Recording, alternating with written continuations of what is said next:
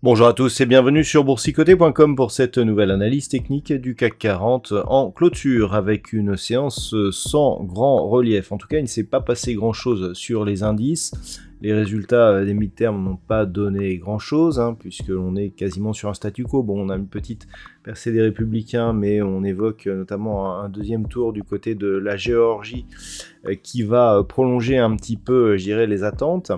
Et donc, on a eu cette séance totalement flat, je veux dire, très hésitante, très peu de volatilité. Donc, j'ai déplacé cette zone ici horizontale à 6380 points, qui est bien plus adaptée à la configuration actuelle. Et ce que l'on peut remarquer, c'est que l'on préserve donc cette zone de support et que l'on inscrit ici cette bougie donc toute hésitante et donc très faiblement volatile. Et donc le CAC 40 au terme de cette séance clôture à 6430,57 et perd 0,17% par rapport à la clôture de la séance précédente. Alors on est tout à fait dans la lignée des algos qui depuis quelques jours nous donnent une configuration assez neutre sur le court terme. On confirme aujourd'hui. Au niveau des indicateurs, nous avons une configuration donc qui reste hésitante mais qui part à la baisse. On a ici les histogrammes du MACD qui évoluent d'une manière négative. Nous avons ici le RSI qui se stabilise juste sous sa zone de surachat.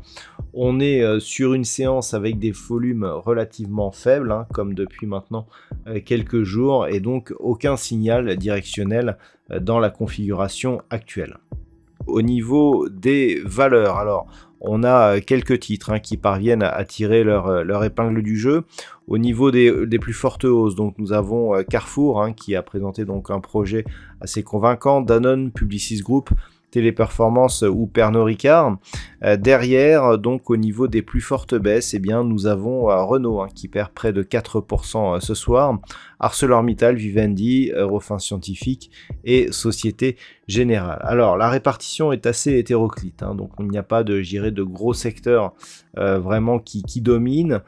Une séance en ordre dispersé qui ne donne pas beaucoup d'indications et une fin de semaine qui devrait être relativement morne, puisque à part les chiffres de l'inflation qui seront donnés demain et qui, sauf gros écart avec le consensus, ne devraient pas donner énormément de volatilité, on n'a plus grand chose à se mettre sous la dent.